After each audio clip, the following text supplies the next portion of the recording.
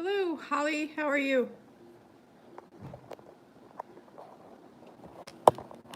Sorry I'm late, guys. Um, just as I was going live here, we had some breaking news. Um, we're going to kind of pick up where we left off. Before Marth, we all broke and went over to Marth. Let's see. There is a story that broke here, and I was referencing it because, of course, it's not on the other, I guess you could say, mainstream outlets yet. Uh, Hello, Helen. How are you, hon? So good to see you.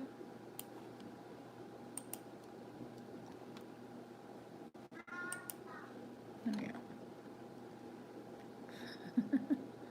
Trying to make sure I get everybody. Okay. Hey, sweet Jenna. Oh, hello, Thomas. Hello, Holly. I am, hi, Josh. How are you, sweetheart? Hey, Matten. Okay. It was a base in Afghan. Okay. And I started giving this earlier. I went live about the same time, almost whenever Marf was fixing to go live, and I thought I was going to get a couple of the stories out, and I really got to really nowhere with it. Hello, Carol. How are you, darling? And anyway, so I'll start over, not with all the news. I think only did really one or two stories the first time. This is actually the second story that I have here. It's from Newsweek, and it says a U.S. military base was hit by new rocket attack as Iraq unrest continues without prime minister. The U.S. military base in western Iraq has been hit by a new rocket attack as the country's unrest persisted in the wake of the prime minister's resignation. The Iraqi Security Forces media cell reported Tuesday that 5 rockets fell within the Ain al-Assad air base in Anabar Providence without significant losses, and we will share with you the details later. The attack is only the latest in a string of unclaimed rocket strikes, often targeting positions affiliated with the U.S. presence in the country. The U.S. military first entered Iraq to beat back the invading forces of a longtime leader, Saddam Hussein, from neighboring Kuwait in 1991, and to enforce a no-fly zone. A decade later, in 2003, the U.S. led its own invasion, overthrowing Hussein and ultimately setting up a new government, which has gone on to foster ties with both the U.S. and its top regional foe, Iran. Washington and Tehran both collaborated with Baghdad to defeat the Islamic State militant group, ISIS, but have since turned on another as President Donald Trump's administration exited a 2015 nuclear deal, imposed sanctions on Tehran, and sought to restrain its own growing influence across the Middle East. Adding to tensions, the Iraqi people have taken to the streets in unprecedented demonstrations that have forced Prime Minister Adil Abdul Mahdi to step down and have targeted the influence the U.S., Iran, and others are seeking to take advantage of the once powerful Arab nation, still in ruins after decades of conflict. 2 years after Iraq officially declared victory over ISIS, much of Iraq's infrastructure has yet to be repaired, and corruption has run rapid in a sectarian political system. Many citizens feel was imposed by the U.S., which was at least 5,000 troops deployed throughout the country, and was later exploited by Iran, which has close ties to largely Shiite Muslim militias and political leaders. Adel Abdul Mahdi, who succeeded former Prime Minister Adhir al-Abadi last October, sought to balance the two. Since nationwide demonstrations began in October, hundreds of Iraqis have been reported killed in clashes with security forces. Abdul Mahdi had reportedly succumbed to the pressure of deteriorating situation weeks ago, but retained the support of both the U.S. and Iran. At home, he found, here we go. At home, he found himself stuck between the two political figures and militia leaders. Influential cleric Maku al-Sadr broke with the Abdul Mahdi, urging him to resign, while rival Hadi al-Amir reportedly called on him to stay in power. Ultimately, Abdul Mahdi offered his resignation Friday. On Sunday, the parliament accepted the move. A senior State Department official said Monday that the U.S. will continue to engage with the Iraqi government, including Abdul Mahdi and a broad range of Iraqi political personalities. The official also commented that the U.S. and Iran's interest in the nation. I think it's all a deal. Who says famously that Prime Minister Iran is our neighbor? You are our friend, right? I think we have been a reliable partner to Iraq. I expect that we will continue to be a reliable partner, helping to build their capacity to defend themselves and to exert their sovereignty to help defeat ISIS. And can you prevent a resurgence of ISIS in the Iraqi territory? The official added. So I would expect that we will continue to have that kind of relationship with the Iraqi government and also have economic investments in the country, etc., going forward. The official expressed support for the Iraqis' legitimate demands, reform, anti-corruption, and called for an end to violence. While protesters on the ground welcome Abdul Mahdi's resignation, scenes of unrest have continued as rioters set fire Sunday to Iran's consulate in the city of Najjar for the second time in less than a week. Generally speaking, and specifically speaking, the United States believes in a inviolable of the diplomatic facilities, the official said. Ain al-Assad base is one of the number of the facilities jointly operated by Iraqi and U.S. military personnel. Vice President Mike Pence said paid a Thanksgiving visit to the site just last week, and President Donald Trump traveled there last year to celebrate the day after Christmas with the U.S. soldiers. Both high-profile visits stirred some resentment among Iraqis, who felt the unannounced visit were a violation of the nation's sovereignty. The country has also expressed frustrations over a recent string of the unclaimed airstrikes against Iran's partner Iraqi militias and widely attributed to Israel. So I guess they were upset that Pence was there. Good morning, Benny. How are you? Hello, Helen. Hello, Matten. And again, hello, sweet Jenna, sweetheart. And Carol. Hello, hello. So I guess they really didn't give us a detail about the attack, but I'm going to say that I guess it was they hit it with rockets because they were upset that our vice president was there. It sounds like not a very good, what do you want to call it?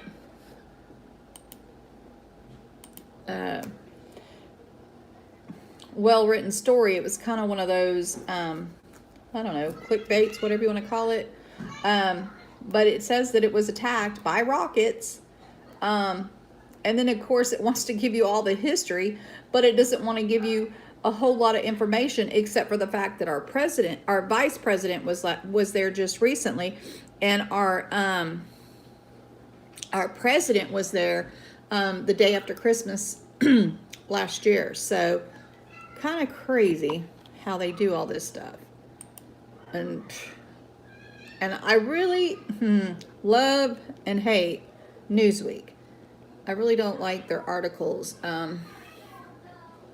They are a left-leaning institution, I will say, but not so much that they lean left so much, but I don't know, the writers just don't seem to, they give you much about nothing, And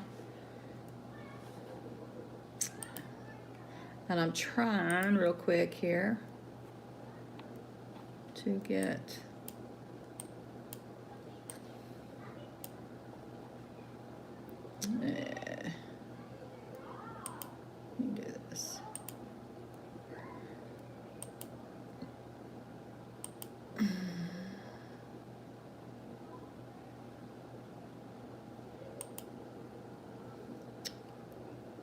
trying to get you guys the Wixit link so that if you want to read these stories as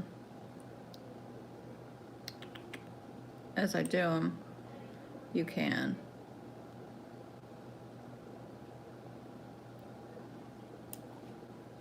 There we go. Sorry.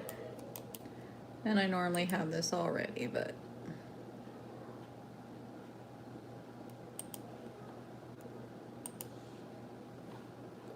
here you go.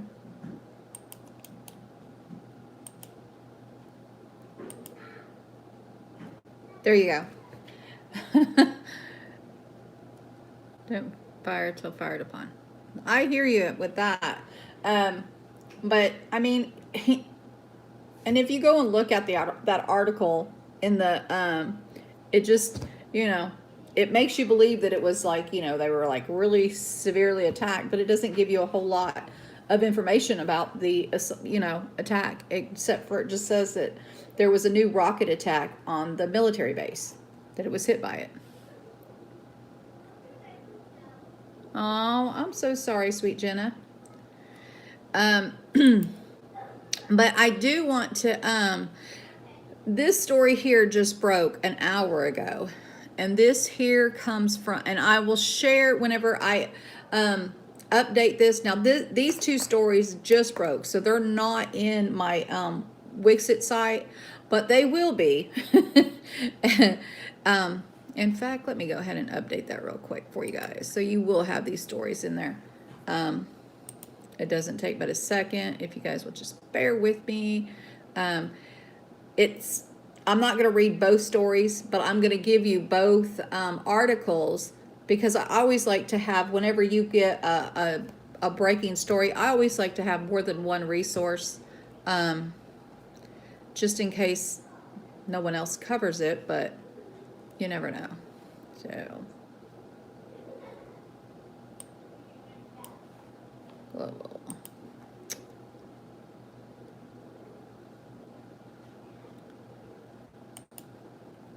Okay, guys.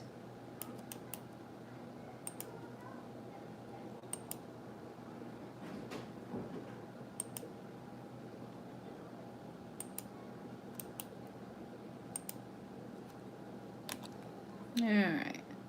Because one of them, I think, it's called the Charlotte Observer. So I think it's actually a United States paper, I guess you'd say.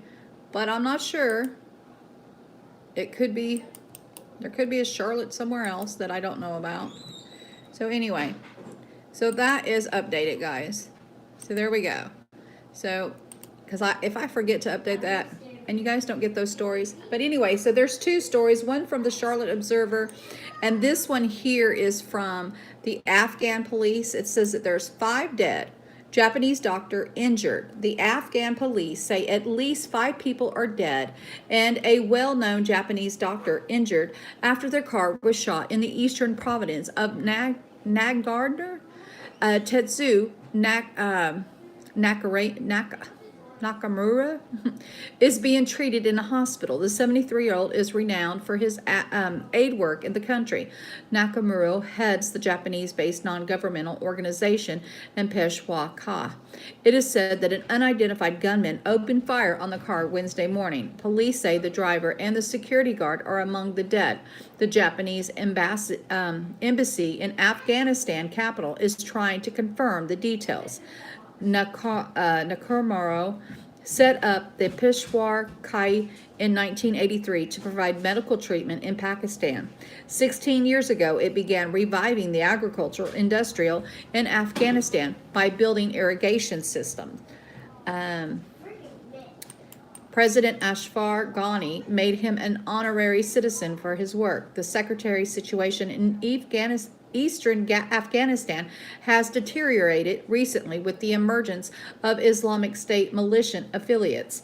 So it sounds like things are going crazy over there in Afghan. Now they've attacked, the this car that had 6. It said 6 on one of the other lights. We need to get a large scale 160 Amen. I'm with you, Benny. You let me know when. I'll be there. Uh, anyway, so it's kind of crazy. That story broke as I was trying to come on, so I was checking it out. Anyway, so then, of course, we covered the military base, and this is from the Jerusalem Post, and it says Iran is making a play for a new Gulf outreach with Oman and Qatar. Analysis. Iran wants to smooth things over in the Persian Gulf after more than 6 months of tensions. Its goal is to try to work with Oman to discuss a new regional framework while also dangling carrots and waving sticks to the other power across the strategic body of water. It has showed its power through the Abaque attacks on September 4th using drones and cruise missiles. Now, after leaks that showed Iran was behind the attack on Saudi Arabia's Aramco facilities, Tehran is offering the carrot. Iran has held 3 rounds of meetings with Oman's foreign minister this year, and the latest discussion this week is sought to push something called the Hormuz Peace Endeavor. Given the acronym HOPE in English, Iran's foreign minister, Javad Zarif, met with Omani counterpart Yas bin Awawi. Awawi had recently met with the U.S. Secretary of State Mike Pompeo and met with Prime Minister Benjamin Netanyahu in Warsaw in February. The Omani had also said Israel needs to feel accepted in the region and talk in Jordan in April. Supposedly, Ben Awi was talking about the Yemen with the Pompeo reading between the lines. It seems Oman is now the most important diplomatic country in the Middle East, at the least in terms of being able to talk to Israel, Iran, and the U.S. and everyone else. So I'm not going to read this entire article, but I say let's keep our eye on that situation. You never know what might develop from that. But it's good that there's somebody out there that can mediate. Always, always good to have that. I want to cover this story here. I thought this was kind of crazy. I'm thinking, why don't we just send, if we've been to the moon, why are we sending phantom women dummies around the moon? Why are we not putting people back in flight? It says next year, NASA will send a pair of Phantom Women dummies on a trip around the moon with the aim of investigating the effects of space radiation on astronauts. Designed by German Aerospace Center, the DLR, the 2 dummies, known as Helga and Zor, simulate adult female torsos. They are made from plastic, which mimics human tissue, including the differing density between bones, soft tissue, and other organs. The dummies are lifted with more than 5,600 sensors each. These will also be able to measure exposure to space radiation in the skin of the dummies all the way down to their internal organs. Space radiation possesses a major health risk to astronauts in space and could be a limiting factor on long space journeys to the moon, Mars, and beyond. And I thought we'd already been to the moon. Does that not just sound crazy? So we're going to send 2 female phantom dummies to space so that we can measure radiation effects. You would think that they would have already done this and that they would have already but of course, now remember, all of that got erased. I just thought that this was rather interesting. Anyway, it goes on. It says Helga and Zora will launch aboard the Orion spacecraft being developed by NASA and the European Space Agency next year as part of Artemis 1. The crewless mission will make a flyby the moon before returning to the Earth. It is an important step in NASA's long-term plans to land the first woman and the next man on the lunar surface by 2024. During the mission, Zohar will be wearing a special vest called STEM-RAD with the design to shield astronauts from harmful radiation. Helga, meanwhile, will be unprotected. This will give researchers the chance to compare how the exposure of the 2 dummies to radiation, providing valuable information on how to protect future crews. We are very happy to fly STEM-RAD On this mission, Thomas Berger from the German Aerospace Center and lead scientist of uh, Matroshaka Asteroid Rad Radiation Experiment Mission told Space.com at the International Astronautical Congress on October 23rd. The vest is made from the high-density polyethylene, a common plastic which is used in everything from bulletproof vests to children's toys. This material is effective at blocking radioactive particles. STEMRAD, developed by an Israel Space Agency sponsored startup, is a thicker in areas which cover vital organs and other sensitive areas such as the breast, stomach, intestines, lungs, bone marrow, and ovaries.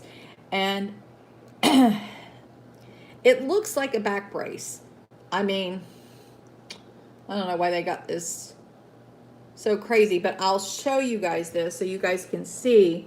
Hopefully you can see.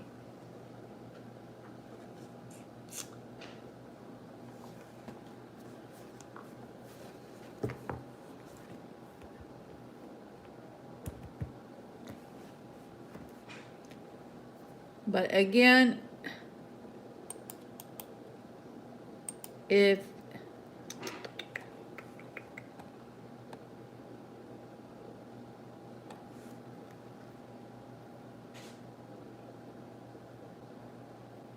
trying to just keep an eye on chat, see how everybody is over here. It looks like everyone's still doing good, well. Anyway, it says, we are relying on expertise in protecting personnel in nuclear plants and emergency workers exposed to high levels of radiation or terrorist radiological threats, STEMRAD company director Oren Milston said in a statement. The version of a STEMRAD has been designed for women's bodies, which are more vulnerable to radiation than men. However, it can be easily adjusted for male use. In space, two sources of radiation are concerned for astronauts: cosmic rays, high-energy protons, and atomic nuclei, which move through space at a close to the speed of light and radiation and from the energetic solar storms. To put the situation in context, astronauts on the International Space Station, which orbits our planet at an altitude of around 250 miles, receive doses of radiation around 250 times higher than on Earth. In space between planets, away from the effects of the Earth's magnetic field, the impact on the human body could potentially be hundreds of times higher. NASA's Artemis mission intends to land the first woman and next man on the moon by 2024, with long-term goal of establishing a sustainable presence on the lunar surface. The space agency hopes that these missions will lay the necessary groundwork for the future of manned missions to Mars. So I don't know if this is going to be another one of those things that they're going to say, oh, we went to the moon and whatever, but they're testing it out, testing the waters, guys, again. So we'll see how that goes. There is, let's see, there is another solar story. I'll go ahead and get those out of the way real quick, guys.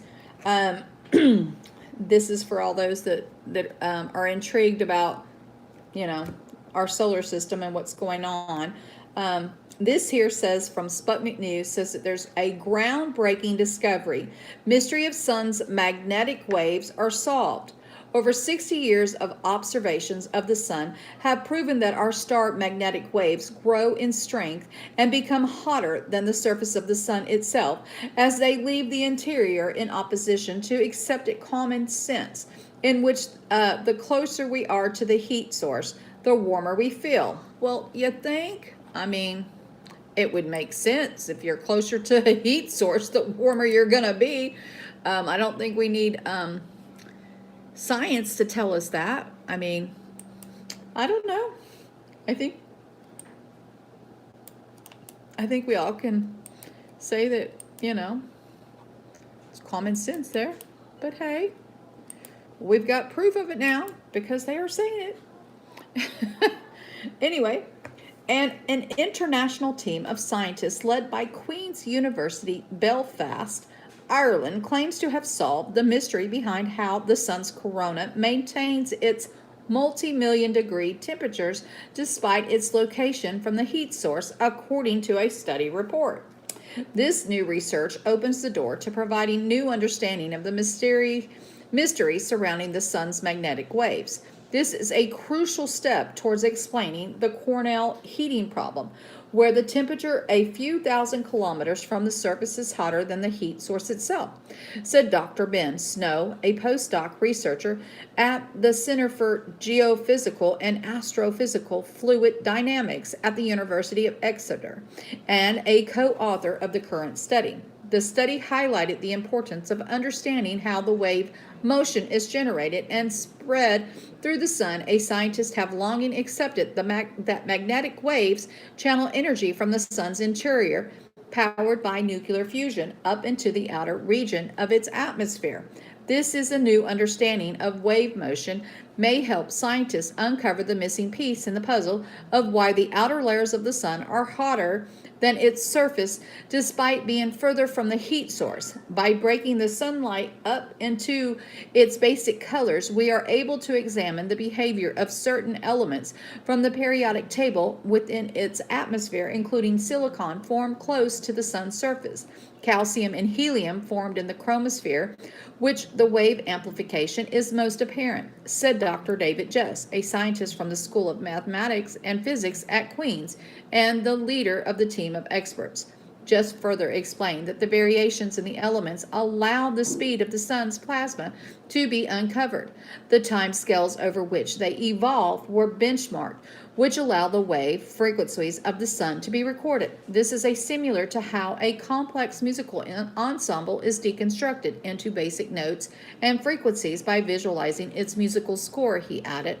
The experts using supercomputers analysis data and found that the wave amplification process can be referred to the formation of an acoustic resonator in which significant changes in temperature between the solar surfaces and its outer corona create boundaries that are particularly reflective, acting to trap the waves, allowing them to intensify and become stronger. The team also found that one of the main factors affecting the characteristics of the detected wave motion is to the thickness of the resonance cavity and the distance between the significant temperature changes. The effect that we have found through the research is similar to how an acoustic guitar changes the sound it emits through the shape of its hollow body. If we think of this analogy, we can see how the waves captured the sun can grow and change as they exit its surface and move towards the outer layers and exterior, noted Jess. The team of the expert conducted the studies consisted of 13 scientists from 5 countries, representing 11 research institutes, among which the University of Exeter, Northumbria University, the European Space Agency, Instituto de Astrofísica de Cairns, Spain, the University of Oslo, Norway, and the Italian Space Agency and California State University, Northridge, U.S., alongside Queen's University, Belfast, as study leader. The full study is published on the Nature's Astronomy scientific website. The research was funded by a number of organizations and companies. The global physics community is planning to carry further investigations on this phenomenon using next-gen solar telescopes, including the upcoming Daniel K.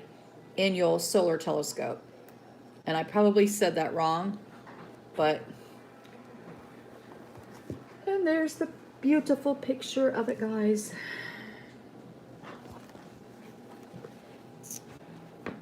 Emergency alert system. Just a test. There's been a lot of tests, guys. I wonder what they're testing for. Just saying. And then we have from RT We have some good things that can happen at NATO. Trump talks nuclear deals with Russia and China, but his record tells another story.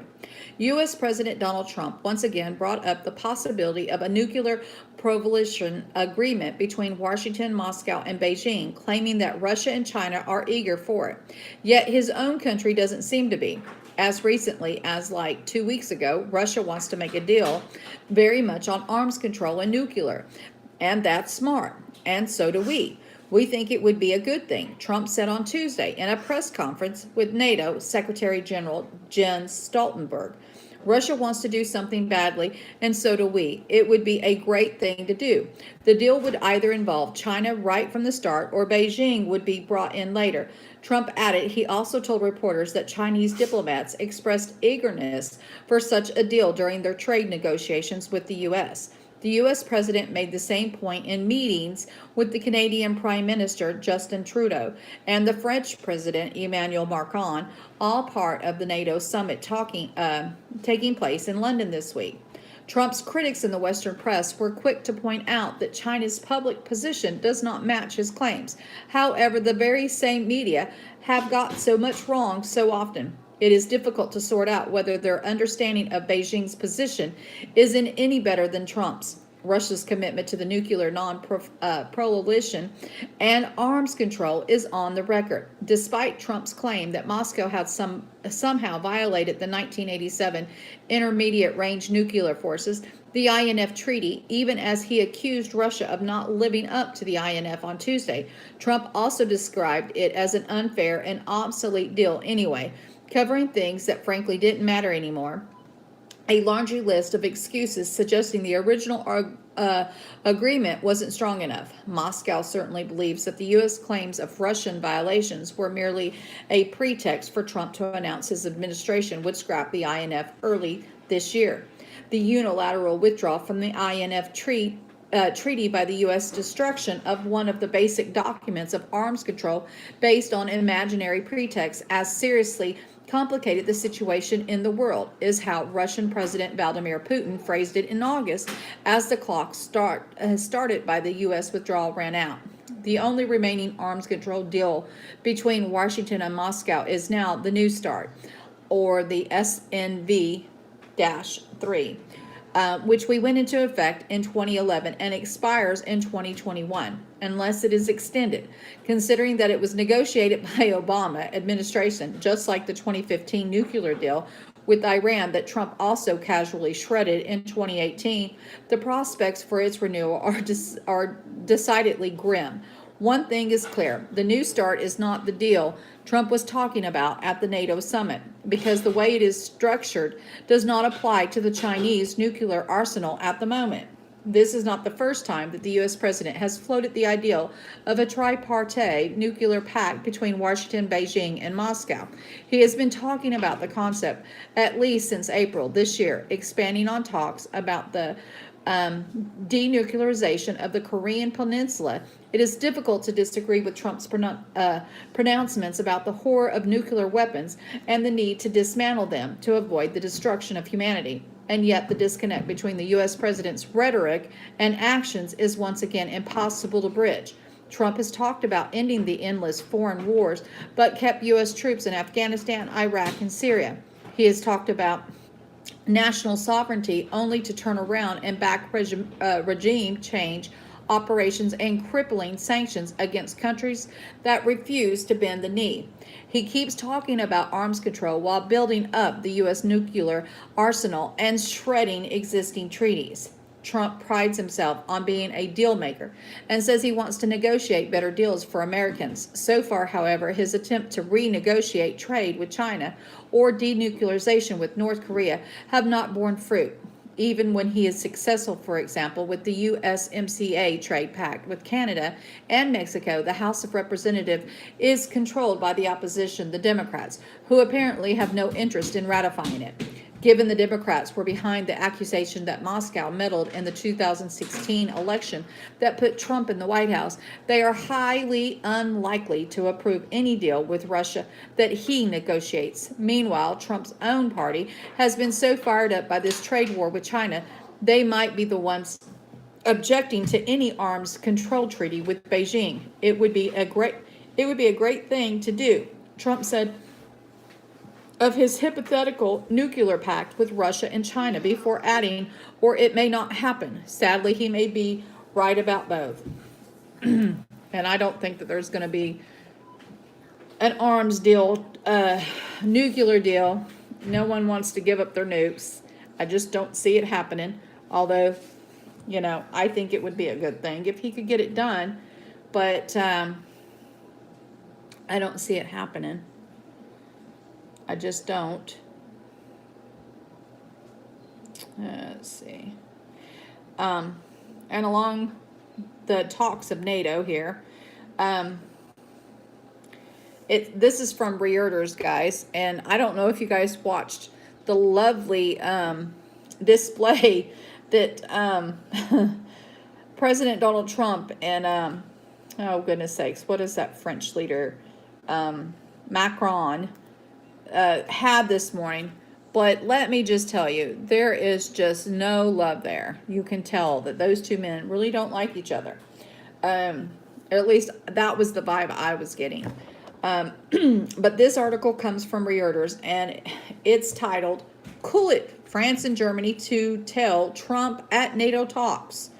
Watford, England, Reuters. NATO leaders will tell U.S. President Donald Trump on Wednesday they are spending billions more dollars on their militaries in the hope that he pares back his attacks on the Western Alliance.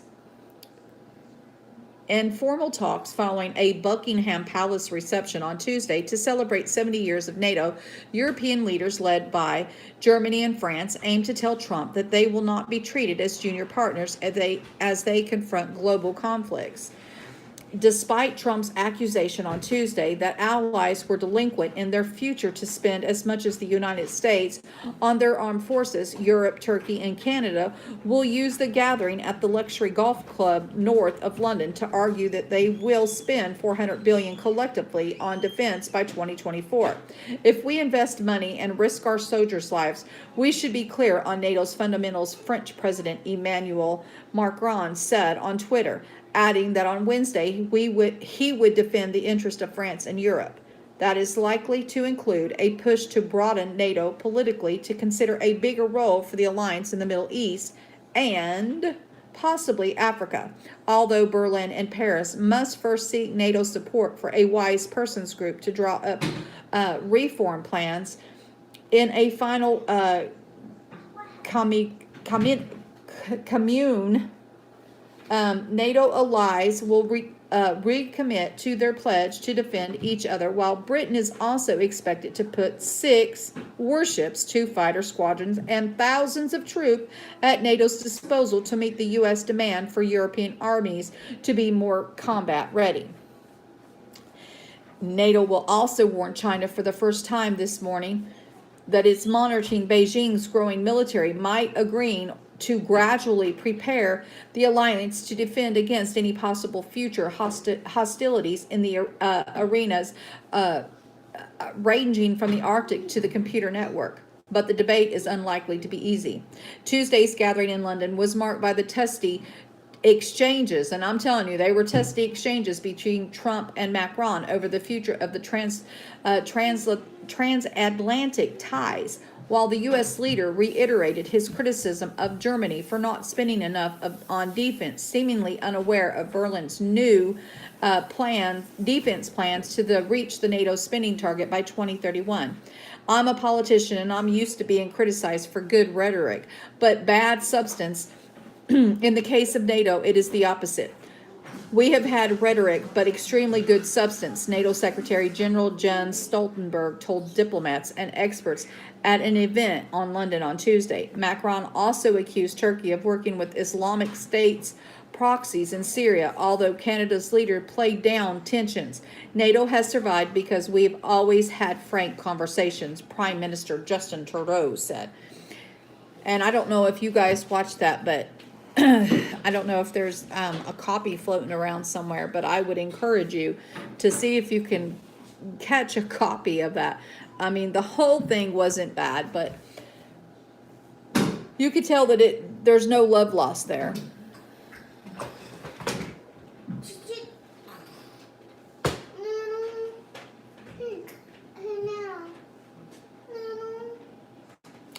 And You come downstairs and do your work downstairs. I can't do it downstairs. I'll do it here. On the tablet. Yeah, in just a minute. No, I want the tablet. No, I'm using my tablet.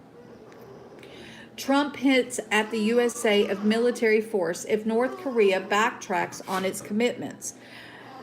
And this is just, I don't know if this is, this comes from Zero Hedge. And I don't know that we need to talk about attacking anyone else. I mean, I think that we're so spread out right now that it's not even funny. But this article says that President Trump hinted on Tuesday that the United States may be forced to use military force against North Korea if Pyongyang does not temper their rhetoric, according to Yonhap. Trump revived the threat of military action as negotiations between Washington and Pyongyang have stalled over how to match the North's denuclearization steps with the U.S. concessions. But the U.S. president has emphasized his close personal relationship with the North Korean leader, Kim Jong-un, saying he hopes Kim will abide by his commitment to dismantle his country's nuclear weapons program, Yonhap. After Trump said Kim Jong-un likes sending rockets up, doesn't he? Adding, that's why I call him the Rocket Man, Trump told reporters at this week's NATO gathering. Now we have the most powerful military we've ever had, and we are by far the most powerful country in the world. Adding, and hopefully we don't have to use it, but if we do, we'll use it. If we have to, we'll do it. In 2017, Trump threatened to totally destroy the communist regime before he and Kim conducted several summits aimed at salvaging the increasingly contentious relationship between the two nations. Earlier Tuesday, North Korea's Vice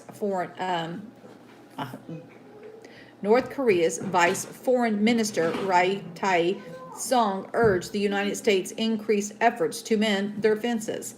Since the collapse of Trump and Kim's second summit in Vietnam in February, the North has warned that it will seek a new way if the U.S. fails to come up with an acceptable proposal by the year end.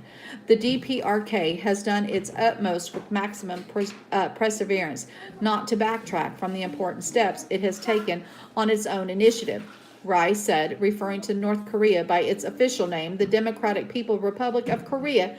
He has apparently alluded to the North's suspension of nuclear and long-range missile tests since 2017. What is left to be done now is the U.S. option, and it is entirely up to the U.S. what Christmas gift it will select to get. RI continued in an apparent warning that unless the U.S. comes up with a new offer this month, Pyongyang could restart its nuclear weapons and long-range missile tests.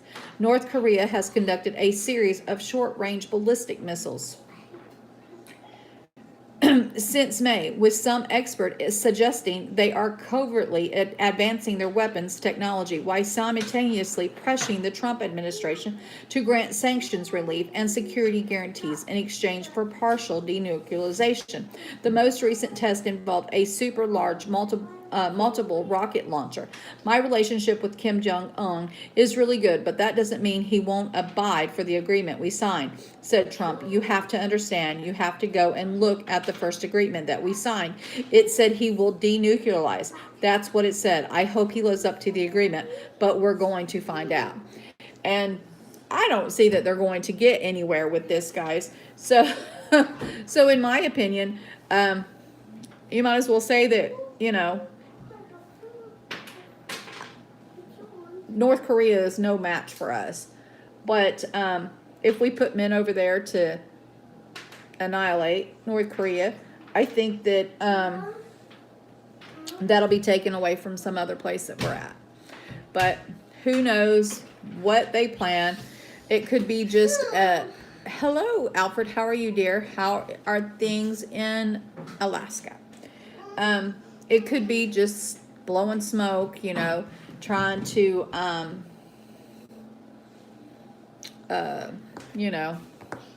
bluffing, letting him know he's not playing, trying to be that stern. But I just don't know that we would do anything about that, to be honest.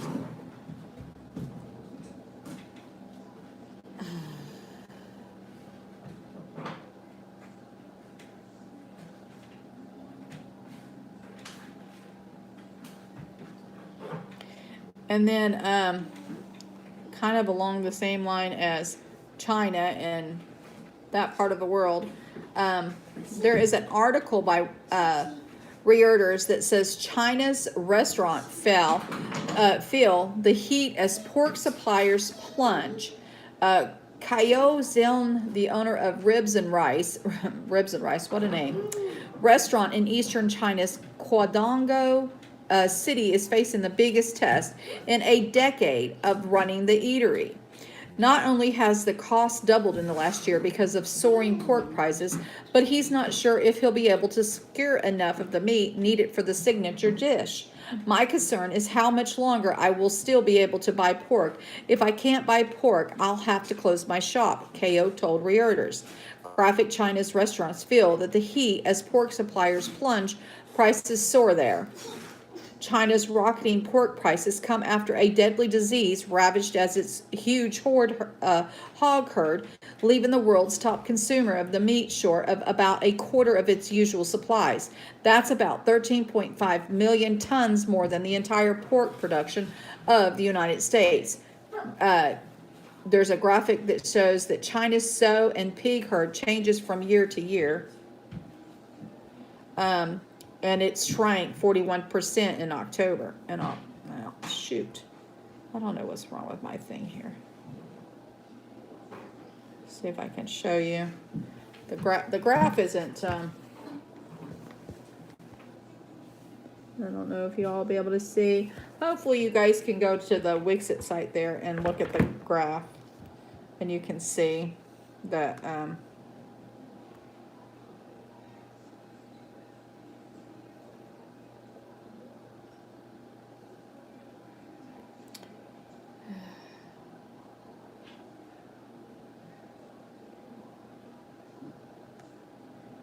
Anyway, so then it says, with pork by far the most popular meat in China, food inflation is running at its highest in almost 8 years, surprising both seasoned economists and restaurateurs.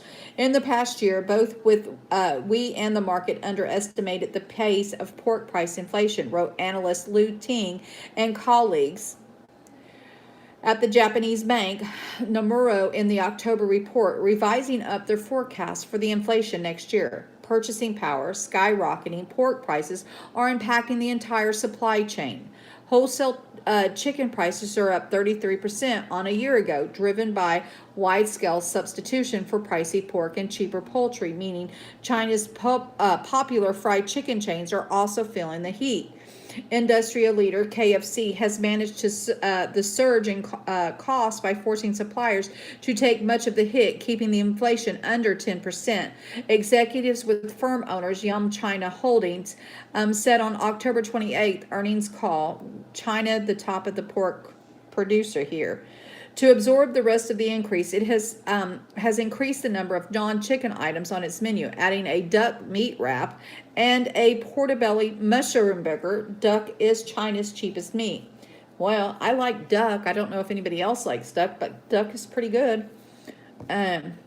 KFC is also using cheaper chicken parts, replacing wings with strips of breast meat and offering a wing tip bucket in July and again in October.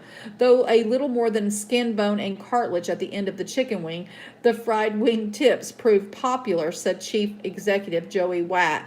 And the recent call, they're a group, not a huge group, but they're still a group of people who just love it, she told Analysis. The company warned that 2020 will be another challenging year for commodity inflation, but said it will be prudent on the portion of cost based on the customers. It says the millions of smaller players in China's 4,568 billion catering sector have a fewer options to cope with soaring cost and limited supplies.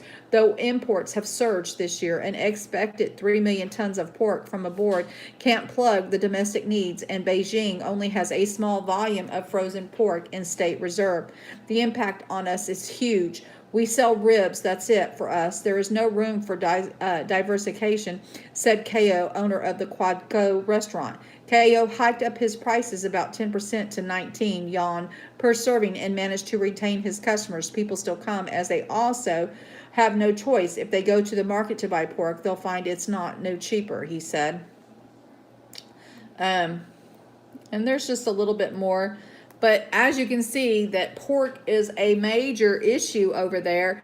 And I'm just wondering all this export that we've been doing. And I'm sure they're going to try to buy. I haven't noticed any change here at all on pork. I don't know if anybody around out there has. That is for sure, Humflung. That is definitely for sure. When the orc dries up, they have to move on to other meats, hence bringing up prices. And you're feeling it too in the UK. Yeah, I mean, beef has always been pricey, I think. Hamburgers usually, it fluctuates. But I do believe that I have noticed the price increase in beef more so than any other meat out there. Chicken goes up and down. Chicken goes up and down all the time. Yeah, beef is, yeah. But I haven't noticed any increase in pork here. That's not to say that we might not get hit by it. But so far we haven't. What's the news you're reading? I was reading that from, what was I reading that from? Oh my goodness sakes. That story was the pork. Oh, hold on and I'll tell you.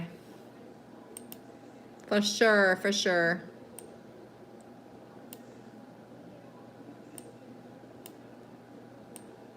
Yeah. Here we go. Here, Stefan, here is I know what you meant. Here is my website that has these articles that I'm reading, and you can, let's see, and that would be in global. Let's see.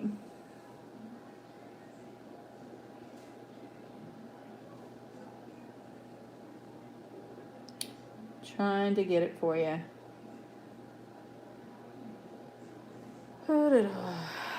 It was probably Zero Head, but no, it was Reuters. I'm sorry.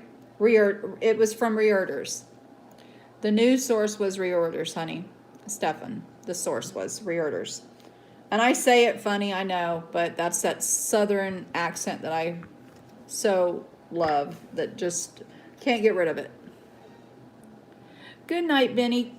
I'm so glad that you got to hang out with me for a little bit. God bless you, Mr. Benny. I hope you have a blessed night. But it was from Reuters. Now, this here article comes from Zero Hedge, and it says that the British Virgin Islands announced a US dollar-backed digital currency. And I think I said gold on there. Oh, well. According to a press release on December 3rd, the currency is part of a broader initiative to grow the local vintage sector and will be present during the BVI Digital Economy Symposium. The coin will be stable coin pegged 1.1 to the US dollar, which the BVI have used since 1959, and its use is expected to reduce transactional fees, to increase the transaction speed, and to be accessible to outsiders such as tourists. LifeLab is also developing Rapid Cash Response, a fund meant to provide aid in case of a national emergency. The local government already announced this initiative in April. The BVI Premier Andrew Fye said, "The importance of the blockchain technology and the significant benefits it offers the BVI are paramount to the territory.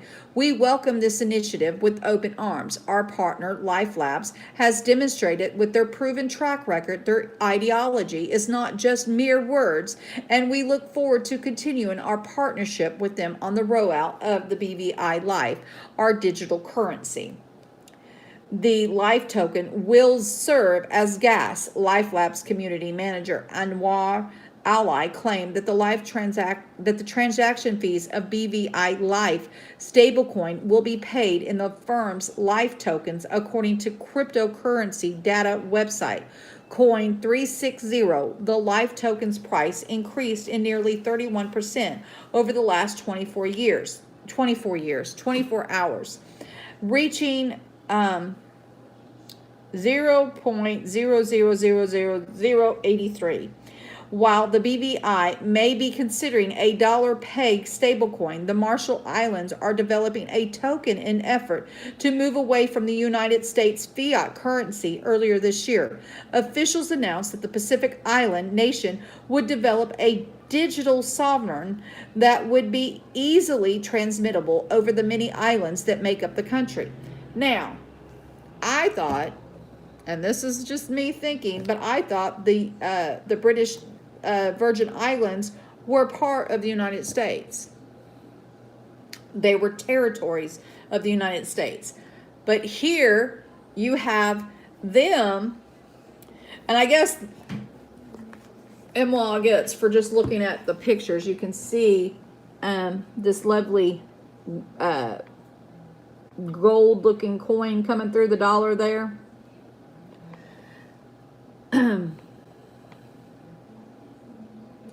Anyway, they're talking about going to cryptocurrency over there and doing away with the fiat money. So guys, here again, we have another place that is talking about ditching the dollar. I don't know how much longer the dollar will be able to. Okay, come here. Let me see. Okay, sorry. I don't know how much longer that, I mean, how many more countries will be able to ditch this and the dollar not go. Just saying. A lot of stuff is happening, guys. And the fact that we have what, again, I still consider to be U.S. territories dumping the fiat money, that does not sound so promising for us. And Venezuela, yeah, that's what I said. A lot of places are dumping the dollar. And I mean, this isn't the first time that I've read these stories on this. Okay, just a second. I'm almost done.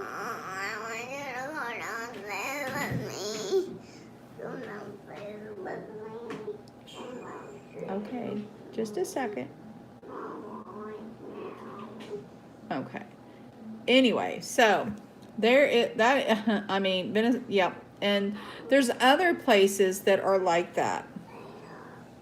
And so, and of course, I think we did an article about 2 months ago, and they were wanting, who was it? Russia was telling Turkey, I think it was, to change over to the ruble to avoid the sanctions over the yes, it is, to avoid the sanctions over the situation with the S-400, I think it is, the aircraft deal that they have going on over there. Some crazy stuff. And it's not just there, though, you know, it's everywhere that they're talking about dumping the dollar.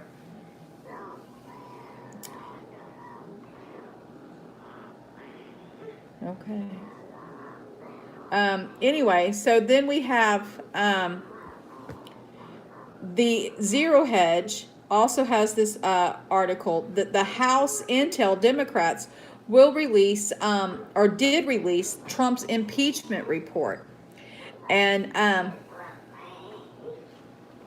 it says, after a month of private testimony, the House Intelligence Committee, chaired by Representative Adam Schiff, a Democrat of California, has released their impeachment report, accusing President Trump of of misconduct by withholding the military aid to Ukraine unless various demands were met. Okay, just a second. Just a second. I will.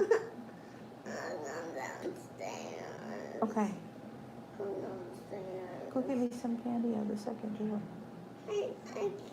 The other door down on the down. I'm downstairs. Okay, I'm coming. I'm downstairs. Give me 5 minutes. No, I'm downstairs. Okay, guys, hold on. I've got to take her downstairs, and I'll be right back. I have just I have a few articles, and we'll be done. I'm coming.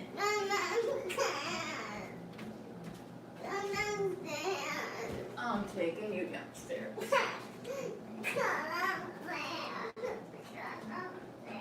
Hey, you guys stop this thing.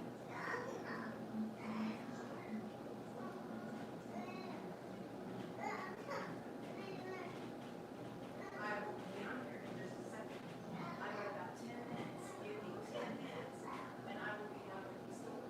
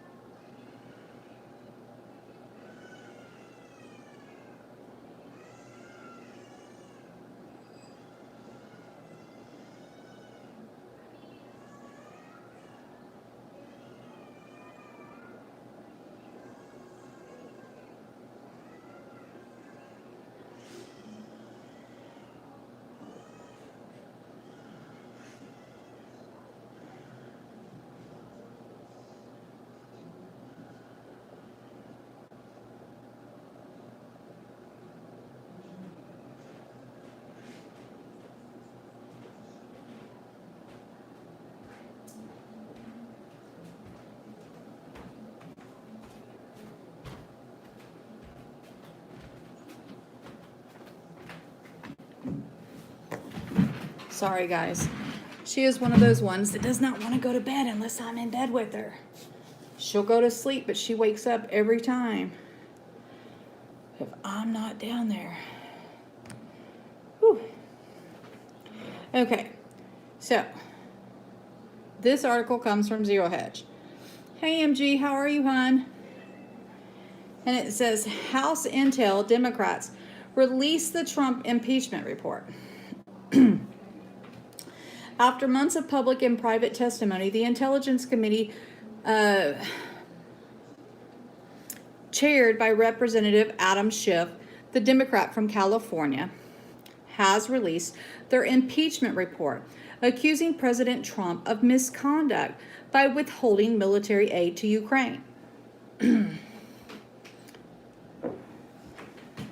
gotta give me something to drink, guys.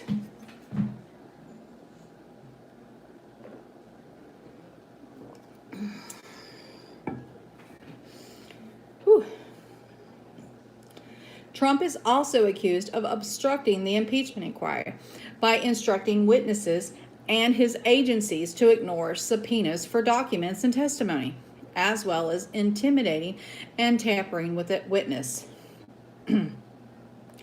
No other president has flouted the Constitution and power of Congress to conduct oversight to this extent, reads the report. If left unanswered, President Trump's ongoing efforts to thwart Congress' impeachment power risk doing grave harm to the institution of Congress, the balance of power between our branches of government, and the constitutional order that the President and every member of Congress have sworn to protect and defend. The decision to move forward with an impeachment inquiry is not one we took lightly. Under the best of circumstances, impeachment is a wrenching process for the nation. I resisted calls to undertake the impeachment investigation for many months on the basis of notwithstanding the existence of presidential misconduct that I believe to be deeper unethical and damaging to our democracy. The alarming events and actions detailed in this report, however, left us with no choice but to proceed. On Tuesday night, the committee will meet in a 6 p.m. Eastern Time closed-door session to formally adopt the report. Members of the committee began reviewing the majority report Monday evening. The report comes one day after Republicans on the House Intel Committee released their own pre-buttal claiming Trump committed no quid pro quo, bribery, extortion, or abuse of power.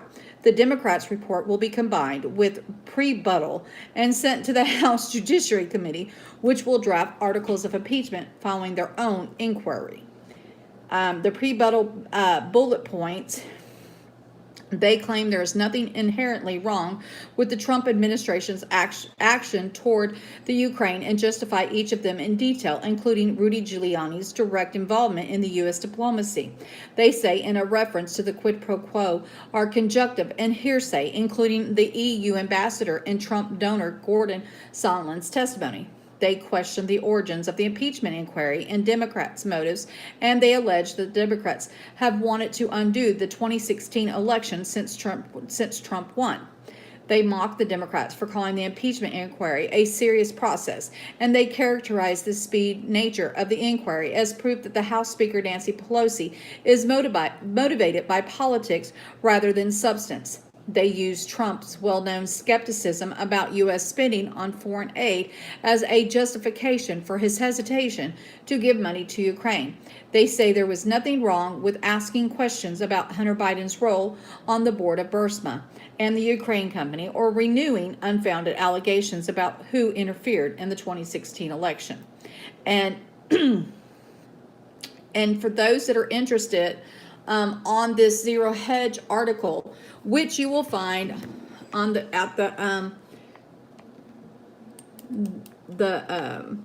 website here. There is this squib, what I call it. I don't know if I'm saying it right, but it actually has the document that they put out, and you can read all 300 pages if you choose. We won't do that tonight, guys. Sorry. You listen to the NPR today, unbelievable, literally so ridiculously obviously biased to try to make POTUS doing his job a normal thing bad. I talked to my grandson and his friend about it yesterday. Yeah, it's crazy. I mean, it's absolutely absurd. They act as if we did not hear the phone call conversation ourselves. And they have no witnesses. I mean, none whatsoever. They have nothing but hearsay. And the funny part of this is let this go to the Senate floor, where there will be a judge, and it will be a formal hearing, and every single solitary one of their witnesses won't be admissible in the court of law because they can't testify.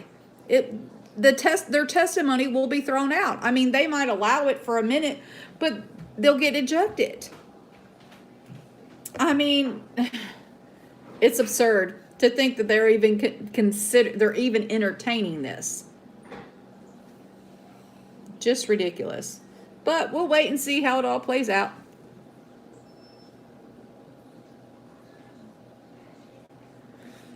This gives you an era. Hold on. It shouldn't. Oh, yes, it does. Hold on. Let me see, darling.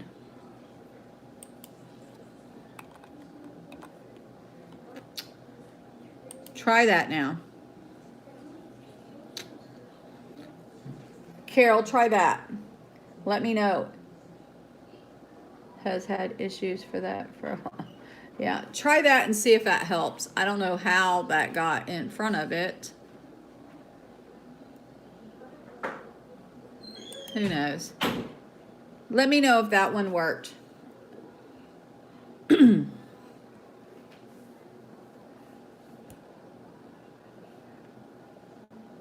That one has an error too. Huh. Hold on.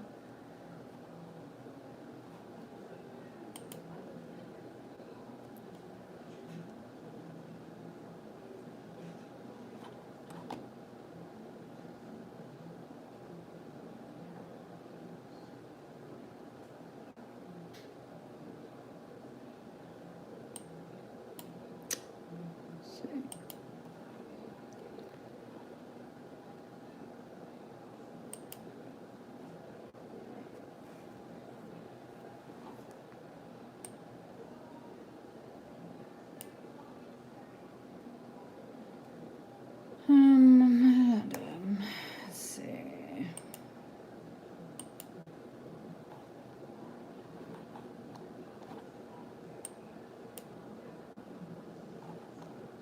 Okay.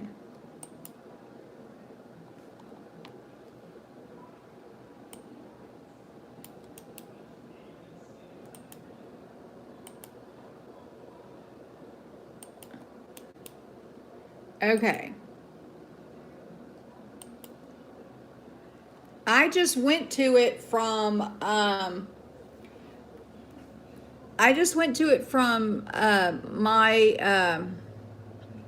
YouTube and copied it. The one that I'll tell you, and it took me right to it, and I copied the link again. Let's see. It says it's waiting for me, but there's a picture of Germany with a pin in it. Let me show you.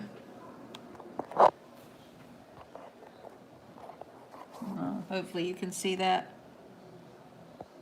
Ta-da. Okay, let's see. And I scroll down. I don't know if you can see that or not on there. Anyway, there is the link. I'm trying to show you the link. And I went to it straight from, I went to the link straight from that.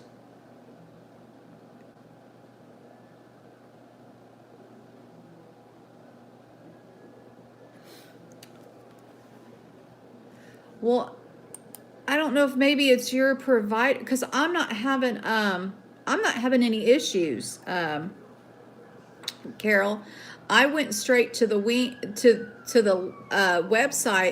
I went to that my Truth Factor video, where I have this it's posted in my in the description box.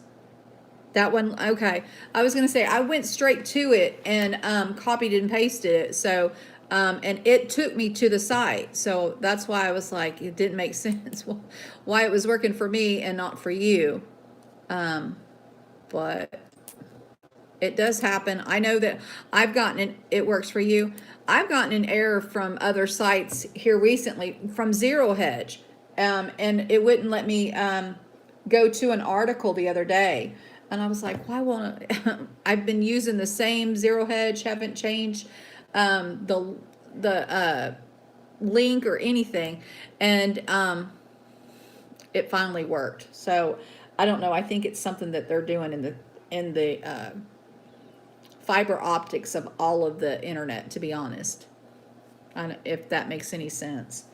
Okay, so then we have this article from Fox News that says a Texas judge warned over refusal to perform same-sex marriages.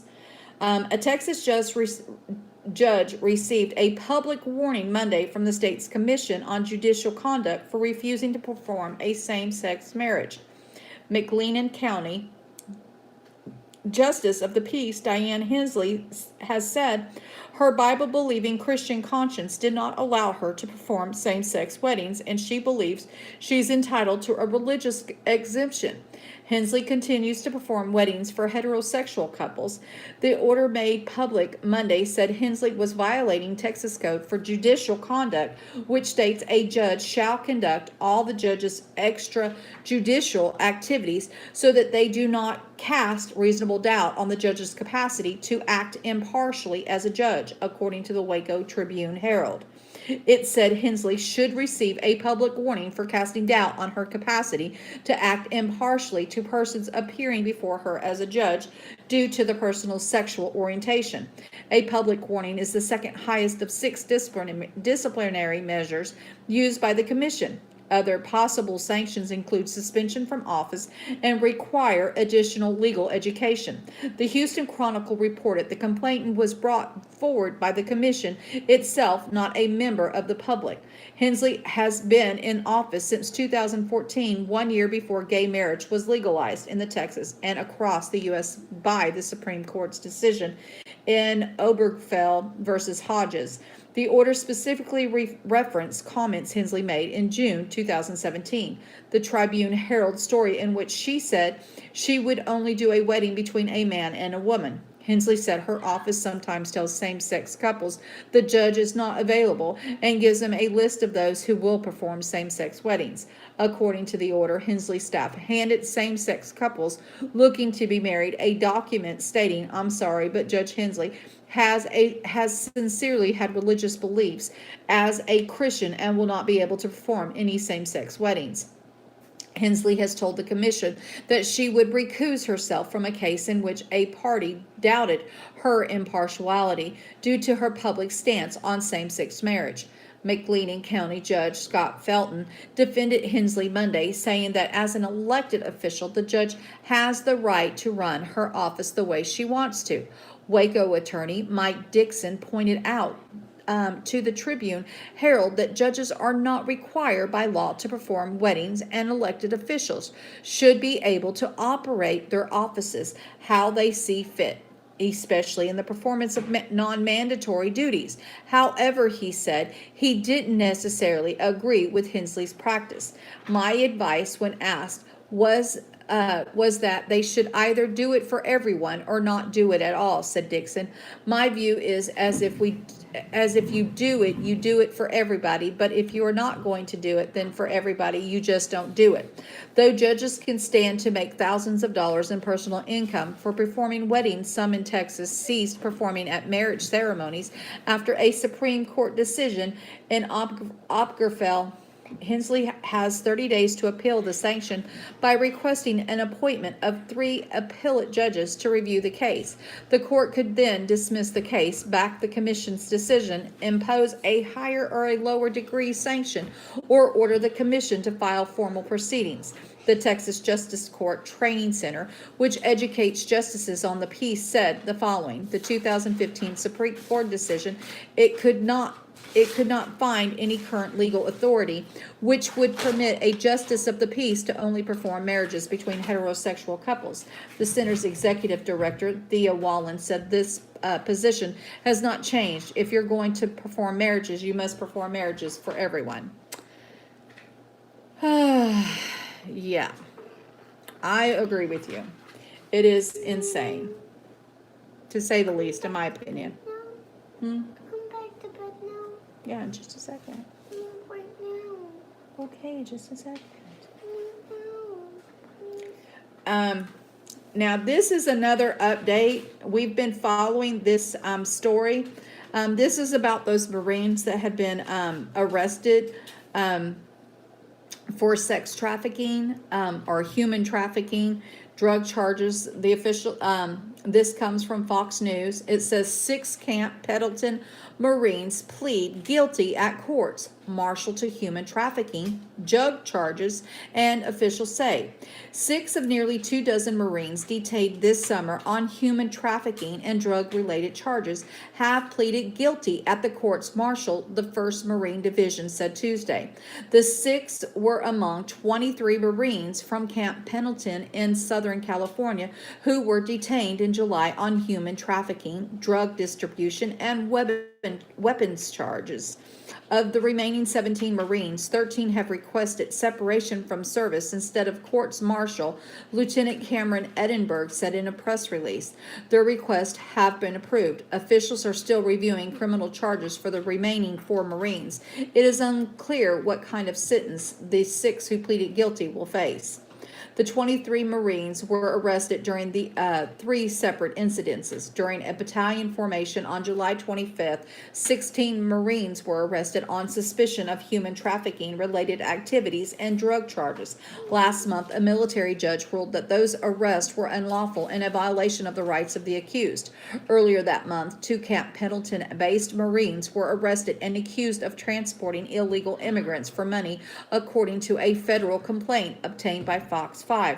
The San Diego Union Tribune reported that those Marines, Lance Corporal Byron Darnell Law II and David Saucer Quartino, are among the 4 who are facing criminal charges. Camp Pendleton is located near Oceanside at about 50 miles north of San Diego, in case you were curious.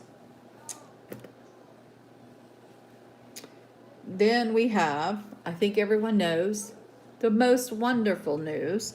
Kamala Harris has dropped out of the presidential race, according to Fox News. After the latest fiasco here in the UK regarding the Brexit, the Prince Andrew, I trust no governmentism. I hear you. I hear you. I mean, it's crazy. It really is. They are longer than the program marking the perimeters.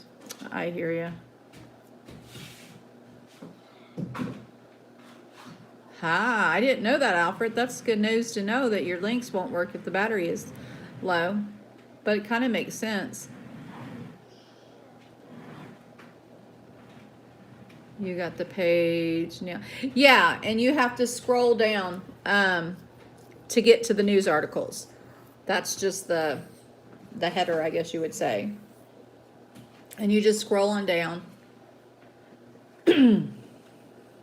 Anyway, so California Senator Kamala Harris on Tuesday announced that she is withdrawing from the race from Democratic presidential nomination after failing to capitalize on earlier enthusiasm for her campaign and watching her poll numbers collapse. In good faith, I can't tell you, my supporters and volunteers, that I have a path forward if I don't believe I do. Harris wrote in an email to supporters. So to you, my supporters, it is with deep regret, but also with deep gratitude, that I am suspending my campaign today. An aide said Harris informed staff Tuesday she is ending her White House bid. Harris entered the race in January as top contender and had a breakout moment in the first debate thanks to the memorable clash with the frontrunner Joe Biden over his record on desegregation busing. But she struggled to shine through in subsequent debates, and she has seen her poll numbers plunge in recent months. In November, Harris dramatically cut her staff in New Hampshire, the state that holds the first primary in the race for the White House, to focus on Iowa. The Harris campaign was also hemorrhaging money, spending more than what was coming in, amid tough media coverage about the campaign's struggles. She becomes one of the biggest candidates yet to drop out of the crowded 2020 primary field.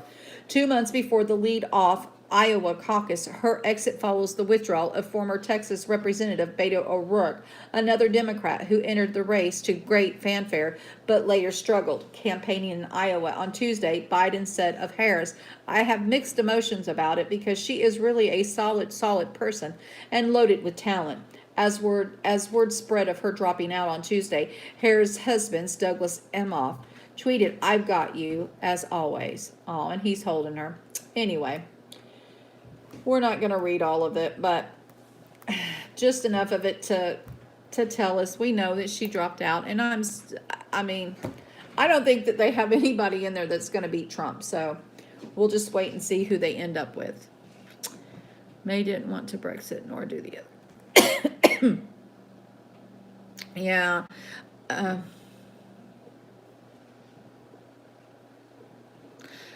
And that's what I asked too, Carol. I have no clue why they want to insist on I mean, that would be like us trying to make them do something that they don't want to do. Seriously. In the same breath, what if we forced them to do something they didn't like? I don't get it a lot of the time. Then we have the House Democrats vote to adopt the Trump impeachment report blast scheme to solicit foreign interference in the 2020. Yeah, we're not going to read this. I've already read one about the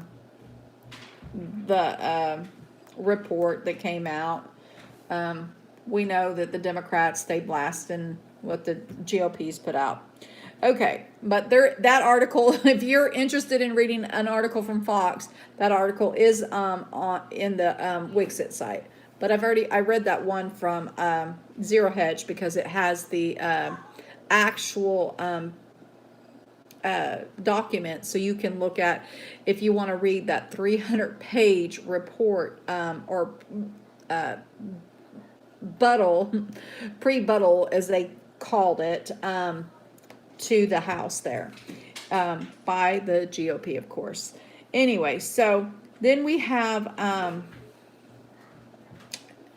Devin Nunes sues CNN for $435 million over false and defamatory Ukraine story.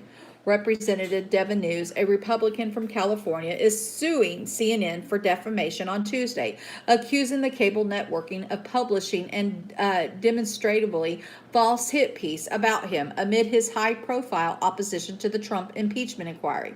The 47-page lawsuit filed in the United States District Court of the Eastern District of Virginia accuses the liberal network of publishing numerous egregiously false and defamatory statements about Nunes on November 22, 2019, when journalist Vicky Ward reported claims that Nunes met with the Ukrainian prosecutor Viktor Shokin in Vienna in 2018 to dig up dirt on Hunter and Joe Biden. Watch Devin Nunes discuss his suit against CNN on Hannity tonight at 9 p.m. Eastern Time on Fox News. Nunes, who also has been the leading GOP opposition to the House Democratic impeachment inquiry in the House Intelligence Committee, says he did not go to Vienna or anywhere in Austria in 2018 and has never met Shokin. CNN is the mother of fake news. It is the least trusted name. CNN is eroding the fabric of America, proselytizing, sowing distrust and disharmony. It must be held accountable for the lawsuit obtained by Fox News states. Nunes is seeking at least $350 million in compensatory punitive damages. CNN did not immediately respond to the request for comment. The lawsuit mocks the trusted source of CNN's story, Lev Parnas, a man recently indicted by the U.S. government and charged with multiple federal crimes. The CNN story said Parnas' attorney told them his client was willing to tell Congress about Nunes' travels. The suit includes a tweet sent by the MSNBC Justice and Security Analysis Matthew Miller, who publicly questioned Parnas' credibility. It was obvious to everyone, including the disgraceful CNN, that Parnas was a fraudster and a hustler, the suit said. It was obvious that his lies were part of the thinly veiled attempt to obstruct justice and to trick either the United States Attorney or House Intelligence Committee Chairman Adam Schiff into offering immunity in return for information about Nunes. The suit also named Ward, the reporter who penned the piece in question, and Cuomo Primetime namesake Chris Cuomo, who promoted the article. The ulterior purpose of the CNN article is to advance the impeachment inquiry, to seed the doubt in the minds of Americans, and to influence the outcome of the 2020 election. The lawsuit says the suit mocks Cuomo for having recently threatened to assault a man who referred to him as Fredo, who Nunes claims also helped disseminate the false and defamatory statements at issue in the case as part of the scheme to boost CNN's ratings and further the House Democrats' impeachment inquiry. CNN reviewed, approved, and ratified the fake news prior to publication. The lawsuit states, prior to November 22, 2019, CNN knew that Parnas and his attorney or other political operatives were shopping a story to the press that made claims about the plaintiff implicating him in efforts to get dirt on Joe Biden and his son, Hunter Biden. CNN knew that no other news outlet would touch the salacious story because none of the facts provided could be verified.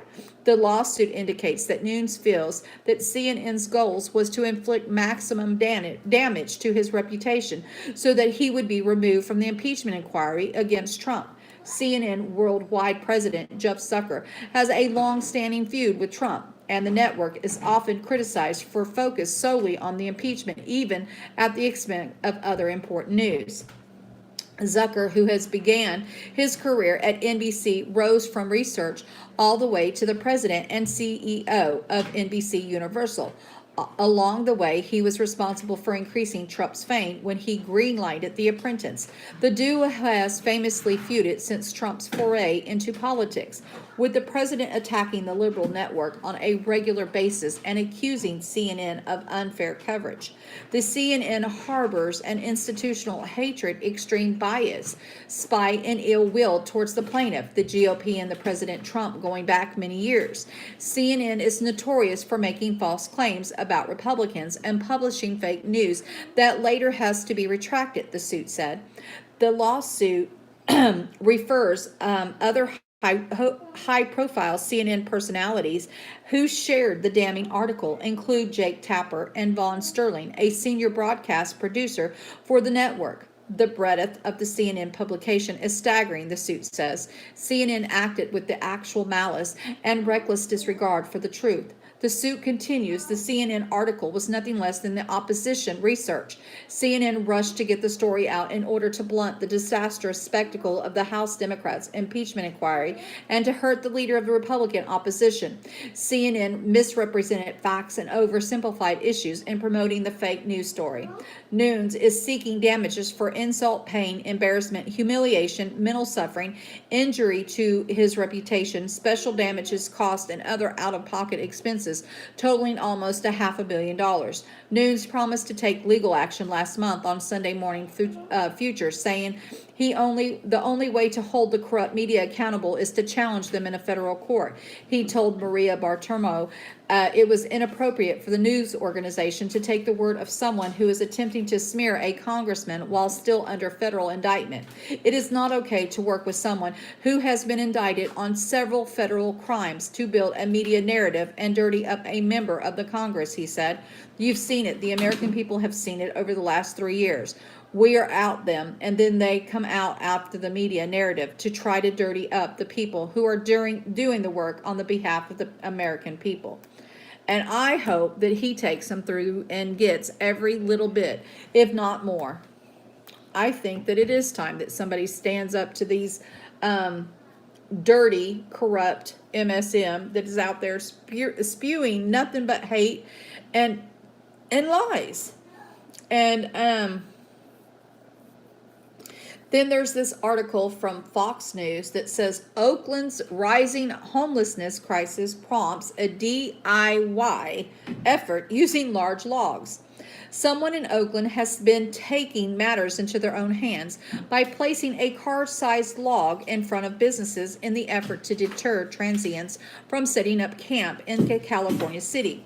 While the motive is clear, to keep the homeless out, no one person or group has come forward to say they are behind the long line of logs that have been preventing the homeless from parking their RVs or dilapidated vehicles in front of their businesses.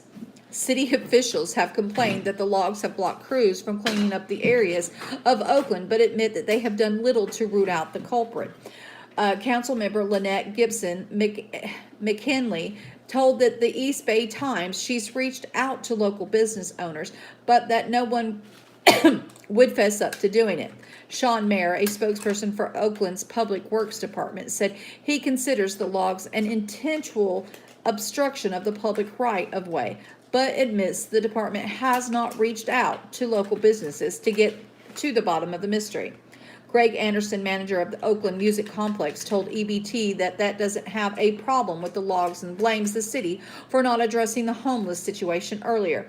Since the city does an extremely poor job in preventing homelessness in camps for developing in West Oakland, these logs that were placed out there by neighboring company have been instrumental in minimizing these encampments, Anderson said in an email. But not everyone is on board with the DIY approach.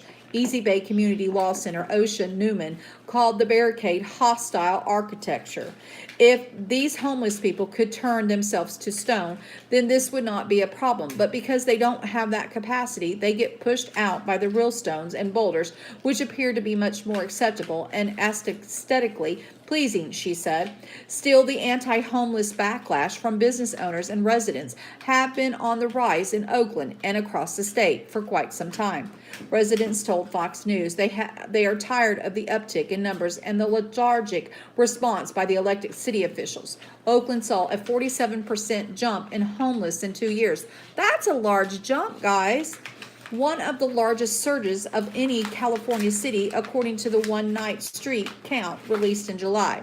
The count, which used federal guidelines, showed Oakland had 4,017 homeless people in 2019, up from 2,761 in 2017.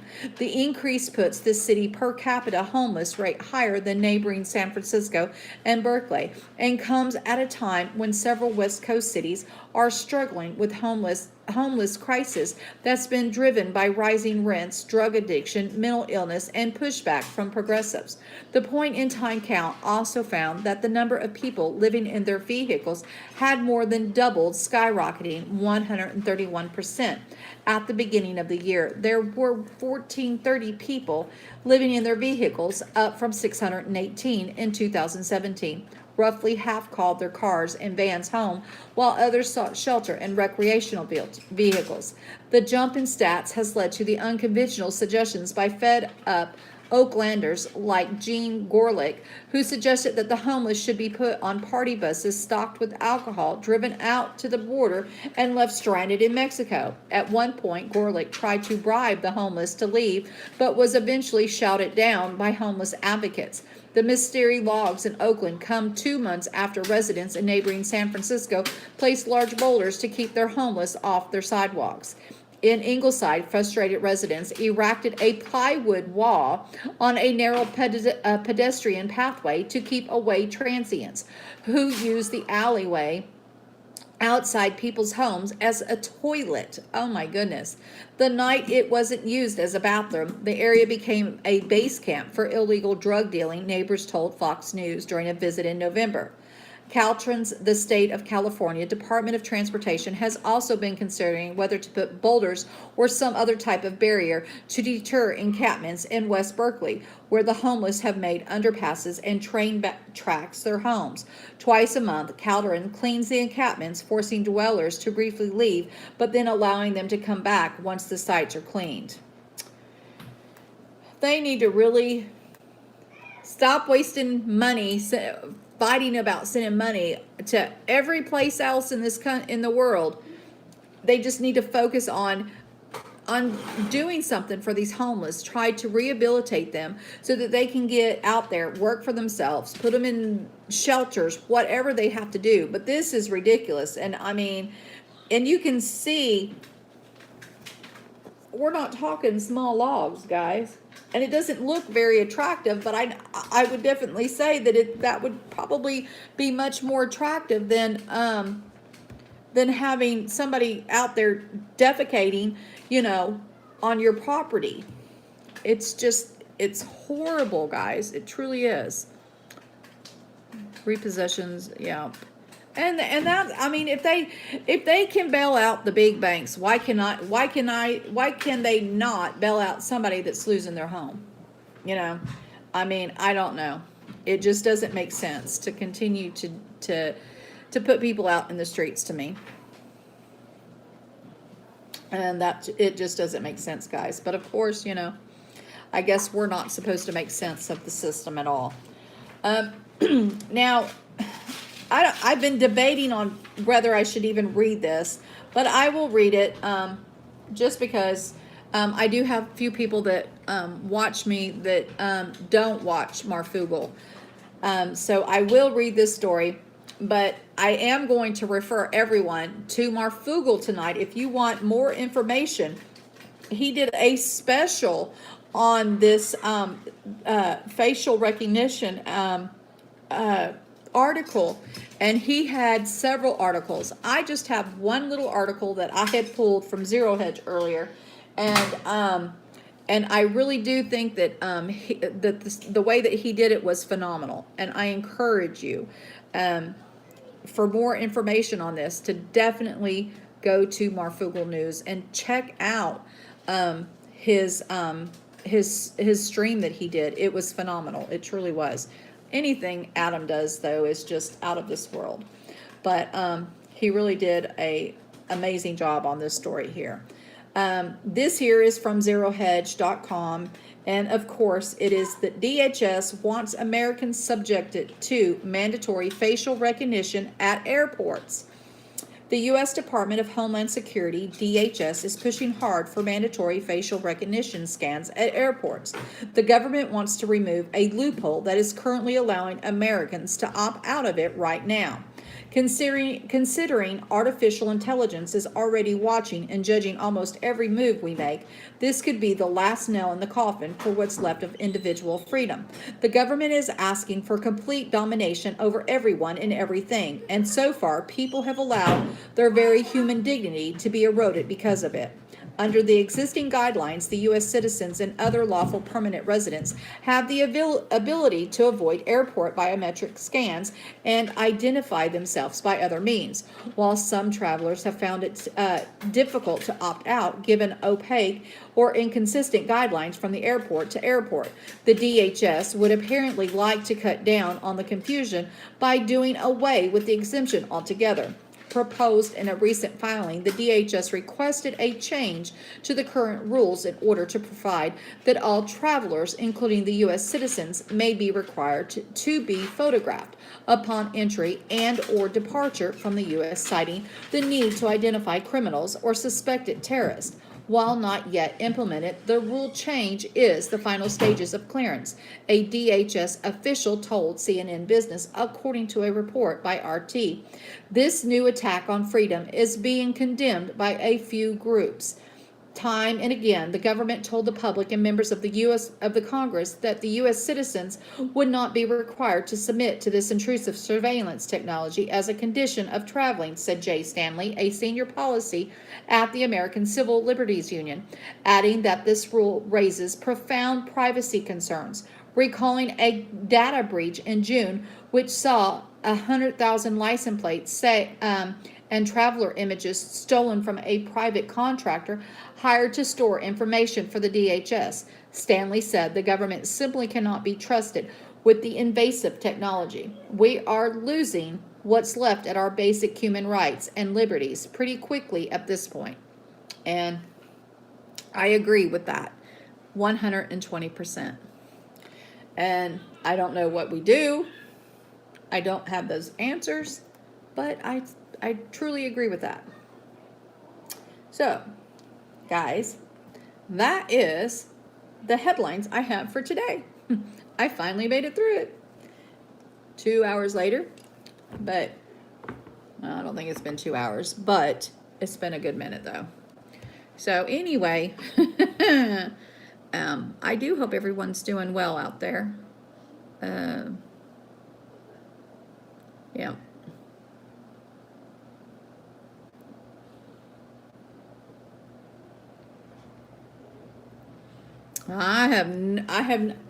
I wanted to shop in California, we'll say. I have no desire to reside in California. And I am a city girl. Grew up in Independence City in Kansas City. And that's not as large as California, I'm sure. But I have been in the big cities. And I prefer now to be out in the country. Not too far out, but, you know, far enough out. Thank you, Hung Flong Dong. I really appreciate that. Yes. Fourth Amendment right to privacy. I thought about saying over drone flying over with cameras. Yeah, I know.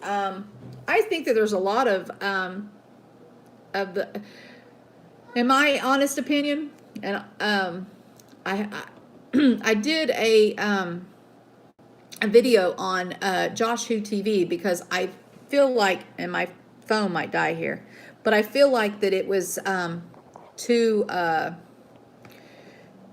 don't know, controversial for this platform.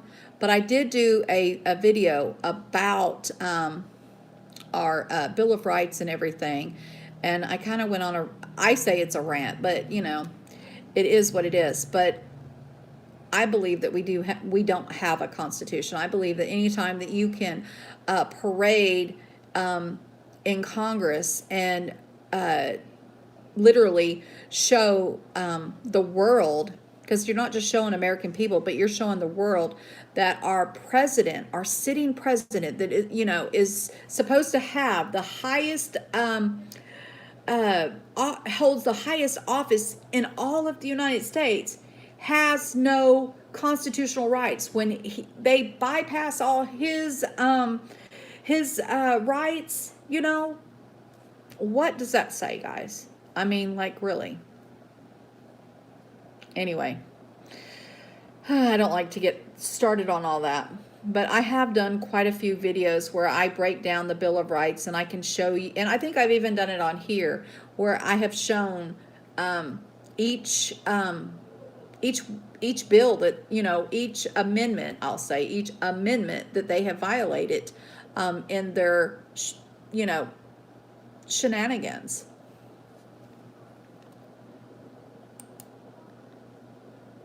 You're banned from Twitter for telling the hill to be.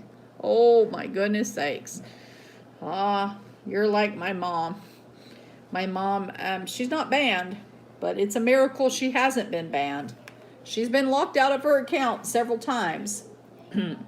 She does not mince words either. I, on the other hand, am not so volatile. I try to remain a little level-headed. So many come to Los Angeles to try to be the big star. Yeah. Yeah. Thank you. Anyway, guys, it's been a beautiful day, and I do hope that everyone, if you're just waking up or if you're going to bed, you have either a blessed sleep or have a blessed day. And either way, I hope nothing but the best for each and every one of you. And I thank you all for stopping by and spending this time with me. I really appreciate it, and it's been fun, and we will do it again. I will be live at 5 o'clock, roughly 5 o'clock tomorrow. No bill paying day tomorrow. We'll be here at 5 for headlines, and again at 8 o'clock for Bible study. And I do hope that, yep, and they do, and that's true, MG. Anyway, much love, guys. God bless each and every one of you. I hope you all have a blessed night, and hope to see you around. If nowhere else, I know I'll see you guys in Mafugaland. Bye, guys. Love y'all.